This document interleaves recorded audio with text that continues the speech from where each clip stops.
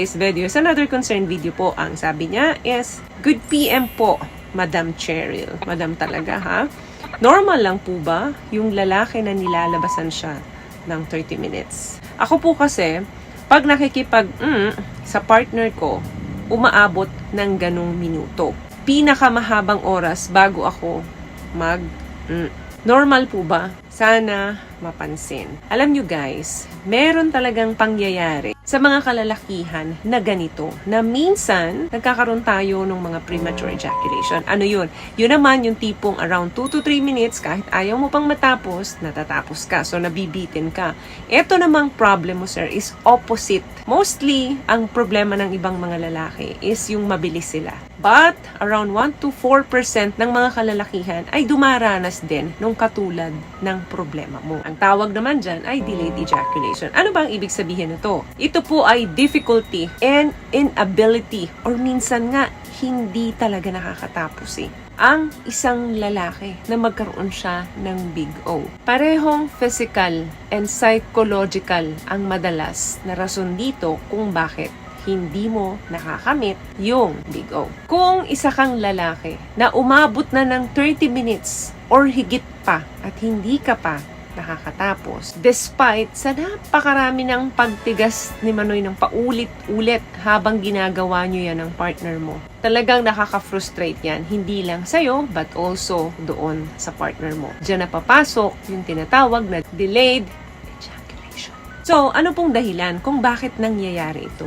Pwede pong dala ito ng psychological or biological. Pag sinabing psychological po, for example niyan, yung tipong meron kang hindi ma-express na anger or takot kang mabuntis mo yung partner mo. Possible din na hindi mo masyadong na-enjoy yung paglalabing-labing with your partner. And performance, kaya nangyayari ito sa kanya. So, napakarami pong psychological factors yung pwedeng panggalingan nito. Pag sinabi naman pong ang cause nito is biological, ito naman po yung paano ka namumuhay. Ano ba yung way of living mo? Ano ba yung lifestyle mo? May iniinom ka bang gamot sa blood pressure, sa cholesterol mo? Papasok din po dyan ng alcohol or baka may ginagamit ka pang iba dito na pwedeng magkaroon ng impact sa performance mo at sa iyong pagbibigo. Possible din yung hormonal changes, low testosterone, prostate issue like prostatitis, possible din na diabetes or aging po. Kapag nagkakaedad ang lalaki, minsan medyo nahihirapan na talaga silang makatapos.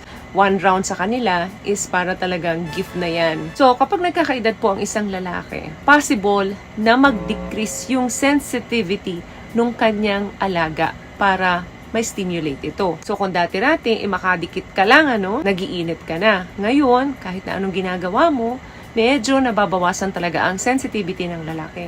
Parang sa amin din pong mga babae yan. Napaka-importante niyan at importante din na attracted ka pa talaga sa partner mo. Kasi, remember, ang pinakamalaki pong sex organ natin ay nasa isip natin. What I love about this product, itong No More Dark Secret ng K-Skin, bukod sa may advanced whitening na siya na kung saan pwede niyang matulungan na pumuti yung mga singit-singit mo, moisturizing, meron siyang anti-irritation, antibacterial, maintain healthy pH level. Hindi lang pambabae, meron din po tayong pang-lalaki. So, yan po yung mga halimbawa ng biological causes kung bakit minsan hirap ang isang lalaki makatapos. Normal po na dumarating talaga ito. Pero kapag nakikita mo palagi na like 5 to 6 months nangyayari ito sa'yo, mas madalas bang mangyari na hindi nagiging successful? Kapag bihira lang naman, it's normal lang po. Bawi ka na lang sa mga susunod na pagkakataon. Pero kung hindi na po ito normal, meaning palaging nangyayari, o eto na talaga yung sistema ng katawan mo, or palala ng palala, siguro po dapat magpa-check up or magpa-consulta na po kayo sa inyong mga doktor para ma-diagnose po kayo at makapag-rule out yung mga doktor kung ano talaga yung nangyayari sa inyo at mabigyan kayo ng tamang medication. Kasi tatanungin po kayo ng mga doktor ninyo niyan kung gaano kadalas, gaano na ba ito katagal nangyayari sa iyo. So yung mga ganyan po, yan yung paraan ng mga professional na malaman kung ano talaga yung situation mo. Kasi possible na napapadalas ang pagsasarili mo. Pwede ring tingnan natin na dahilan yan kung bakit ang tagal mong matapos. At tandaan nyo po, minsan hindi nagmamatch yung pagsasarili ninyo at kapag meron na kayong partner. Minsan hindi na ibibigay yung expectations ninyo kapag kayo ay may partner na. Compare doon kapag nagsosolo kayo. Kaya hindi po talaga advisable na mas palagi kayong nagsasarili. Kasi pag may partner na kayo, medyo mahihirapan na kayong makaisa niyan. Kasi iba yung ina-expect ninyo, iba yung pinafantasize ninyo kapag nagsosolo kayo, at kapag may partner kayo, iba din. So, ano ba yung treatment dito? Ito po ay nakadepende kung ano yung dahilan. So, pwede po kayong kumonsulta sa mga psychologist, sa mga couple therapists or sex therapists para mas malaman kung saan yung pinaka-root or pinagmumulan kung bakit nangyayari ito sa'yo. Huwag kang mahihiya. Huwag kang matakot. Iyan po ay nagagamot, lalo na kung nabibigyan ng tamang pag-aalaga at ng tamang information. Para din po makapag-rule out ang doktor ninyo kasi baka meron pang ibang pinanggagalingan yan. Meron pang mga potential problem na masilip ang mga doktor ninyo. Kaya importante na magpakonsulta po para malaman talaga kung may medical problem ba. Kapag medical problem, papasok dyan ang infection, hormonal imbalances, at marami pa pong iba. Ititest lang naman nila dyan ang blood mo and ang urine mo para malaman kung saan ang gagaling ito. Kung sakaling may medical problem. So, ang makakaalam lang yan, ikaw at ang iyong doktor.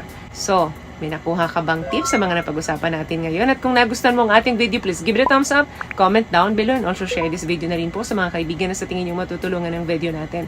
Once again, palagi po kayong mag-iingat at palagi po kayong manalangin. Thank you guys for watching and see you in our next one. Always love yourself and be a blessing. Bye!